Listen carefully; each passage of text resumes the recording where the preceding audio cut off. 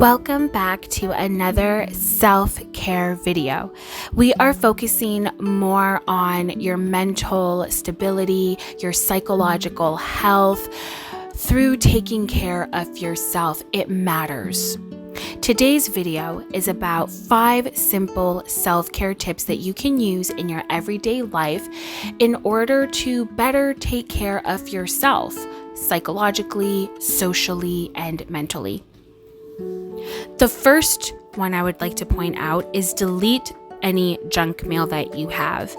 Go through your email and clean it out. This makes a difference for a clear mind while you have your business organized. Clean out your email if you are someone who uses it regularly. Keeping your used means of organization and communication in order can help keep a clear mind. If you use your email often, whether it's for your business, for your company that you work for your own personal use, whatever it may be, it is best to keep everything nice and organized. When looking through emails, you do not have to sift through unnecessary things, unnecessary subscriptions from years ago that still send you emails that you're not even interested in. You will only focus on what is necessary, and you will only have those important emails in front of you. Try it. It will definitely help you, and you won't be scared to go through your emails any longer. The second self-care tip is let go of what you cannot control. This is something that I'm still working on personally. And one thing that I always tell myself is let go and let God. Things that I hold on to that I cannot control, and yet I am here stressing about it, worrying about it, getting sick about it. Do not get yourself into such a state. I sometimes get into a state where I get so upset mentally, I then get a headache, and then I take that anger out on others. It's like a domino effect, and you do not want that in your life. It is not healthy for you physically, and it's definitely not healthy for you mentally. For example, through my pregnancy, I had to get induced. Getting induced, as well as getting an epidural through my labor and delivery, was not a part of my birth plan, but it's something that I had to do for the betterment of my little girl. In order for her to come out healthy and thriving, I had to go into labor a lot earlier than what my due date was.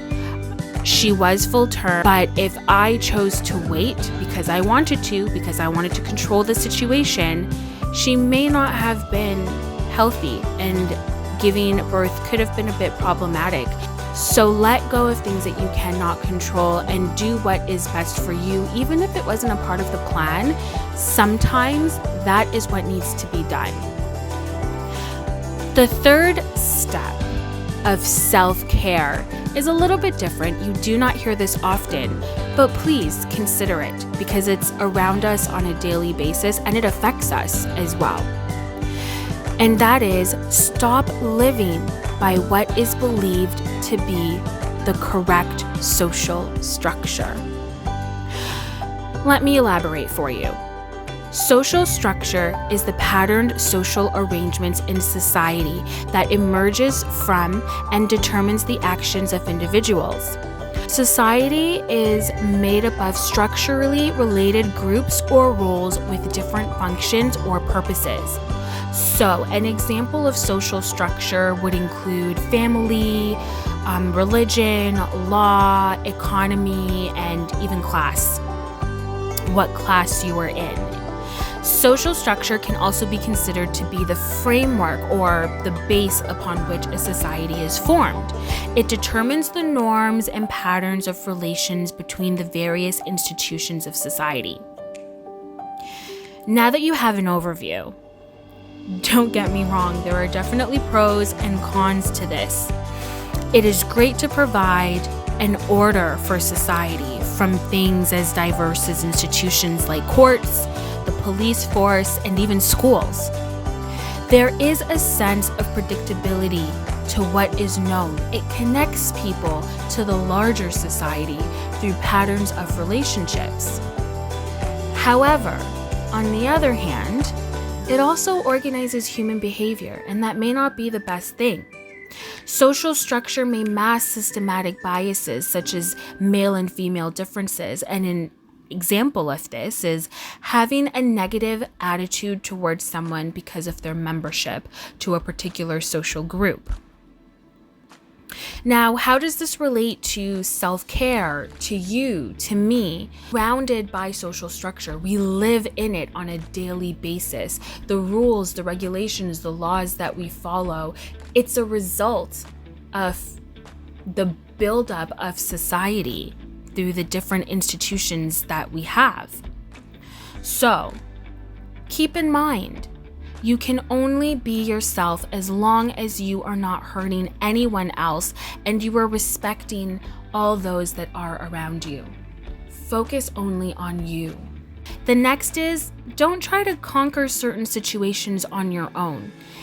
Get help from the many resources in your community. They're there to help in times of need. I know this is probably not the most obvious thing, but who you vote for government positions makes a difference. Take the time to understand what each candidate is willing to fight for. And what is their plan once elected? How will it benefit the society? How will it help society to grow in a better way? This will help bring better change to society and force innovation. The fourth self-care tip is paying it forward. It's nice to be important, but it's important to be nice. By helping others, we help ourselves. Volunteering can also positively affect self-confidence, self-esteem, and general well-being. It changes your mind frame, your whole thought process, and allows you to see the bigger picture. And of course, the last self-care tip is give thanks. Always remember to try to be as positive as you can, no matter how bad your situation may be. I like to remind myself that there is always someone who has it worse than I do. I'm definitely someone who likes to cry, woe is me, and why is this only happening to me? And in reality, it's not just me. And I can definitely get through what I am going through. I just need to stop, take a deep breath, and dissect the situation and take it step by step, because it has to be solved one way or another. These are my 5 simple self-care tips.